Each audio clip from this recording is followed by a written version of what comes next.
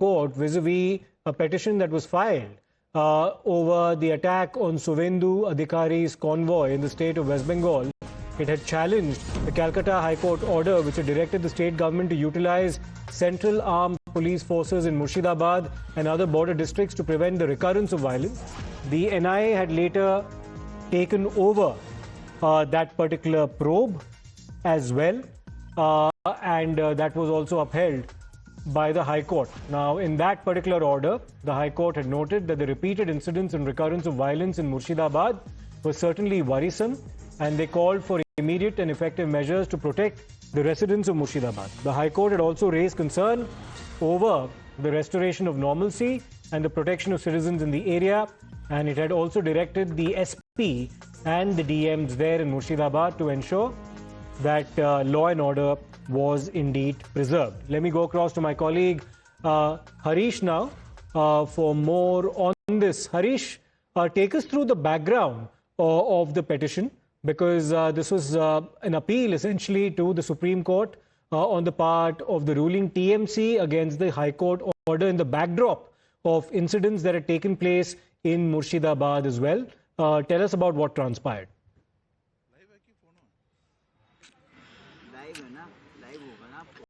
Yes, that's right, Siddharth. In fact, the Supreme Court was hearing a petition filed by the Mamata Banerjee government against the two aspects. The Calcutta High Court ordering ordering deployment of central paramilitary forces in Murshidabad, and after which the center had handed over the probe into the January 2026 Murshidabad violence, in which a migrant worker was killed and dozens of people were seriously injured.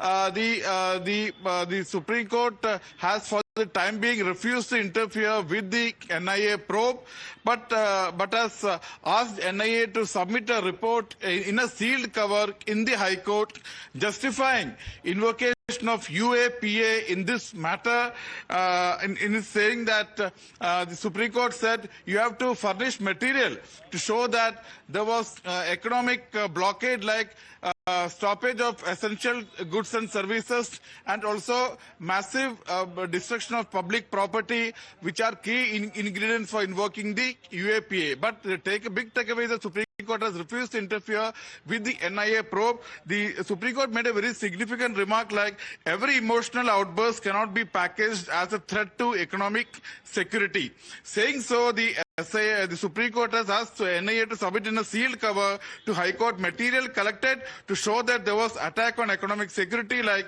supply of essential goods and services was affected, and there was widespread damage to public property, and which was ingredient for UAPA invocation. So there is only partial relief for the West Bengal government because the Supreme Court has not